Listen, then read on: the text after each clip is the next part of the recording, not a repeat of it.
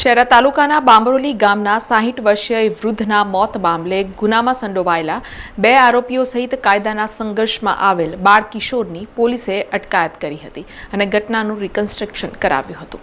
હોળીની આગલી રાત્રિએ પંચમહાલ જિલ્લાના શહેરા તાલુકાના બાંબરોલી ગામના 60 વર્ષીય પૂનાભાઈ ચારણ નરસાણા ગામના નાડા ફળિયામાં આવેલા નાડા પાસે બાઇક સાથે મૃત હાલતમાં પડ્યા હતા।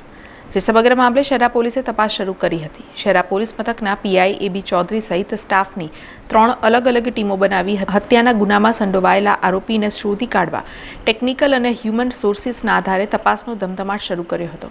જેમાં નરસાણા ગામના મહેન્દ્ર ઉર્ફે મેડોએ ગામના જ મનીષ અને અન્ય એક કાયદાના સંઘર્ષમાં આવેલા બાળ કિશોર સાથે મળી પૂનાભાઈની હત્યા કરી હોવાનું સામે આવ્યું હતું અને નરસાણા બાંબરોલી રોડ વચ્ચેના નાડા પાસે મનીષ નામના શખ્સ અને કાયદાના સંઘર્ષમાં આવેલ બાળ કિશોરે લોખંડના શેડ વડે પૂનાભાઈના માથાના ભાગે કોઈ બોથડ પદાર્થ મારી દેતા પૂનાભાઈ પોતાની બાઇક સાથે ત્યાં ઢળી પડ્યા હોવાની હકીકત બહાર આવી હતી।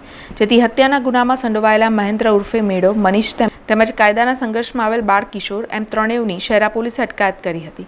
ત્યારબાદ પોલીસ દ્વારા સમગ્ર ઘટનાનું રિકન્સ્ટ્રક્શન કરાવાયું હતું। ઉલ્લેખનીય છે કે બનાવની રાત્રિએ મૃતક પૂનાભાઈ ચારણ નરસાણા ગામના નાડા ફળિયામાં રહેતી મસલી ઉર્ફે આનંદીબેનના ઘરે બેઠા હતા ત્યારે નરસાણાના નાડા ફળિયામાં રહેતા મહેન્દ્ર ઉર્ફે મેડો જશવંતભાઈ પરમારના લગ્ન બાબતે બોલવાનું થયું હતું।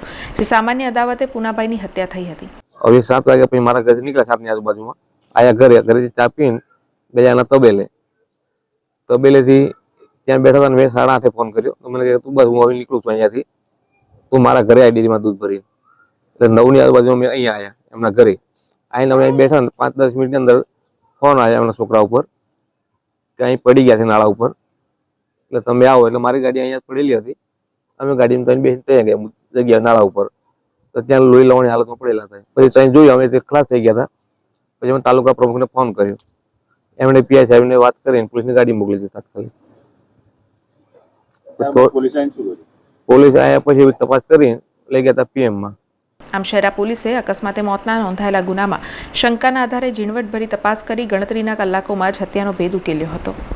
આ ગુનાની અંદર સંડોવાયેલા આરોપી મહેન્દ્રભાઈ ઉર્ફે મેડો જસવંતભાઈ પરમાર રહેવાસી નરસાણા તેમજ મનીષ રામુભાઈ પરમાર રહેવાસી બાંબરોલી ગુજર અને એક કાયદામાં સંઘર્ષમાં આવેલ બાળક એમ 3 આરોપીએ જે મિત્રો થાય છે એ આ ગુનાની અંદર સંડોવાયેલા હતા અને તેઓની આ બંને આરોપીઓની અટક કરવામાં આવેલી છે અને આ ગુનાની તપાસ આગળની એબી ચૌધરી સાહેબના કરી રહ્યા છે। સમાચારોના સતત અપડેટ માટે TNN ન્યૂઝને YouTube પર સબસ્ક્રાઇબ કરી બેલ આઇકોન પ્રેસ કરો અને અમારી સાથે જોડાયેલા રહો Facebook, Instagram અને Twitter ઉપર।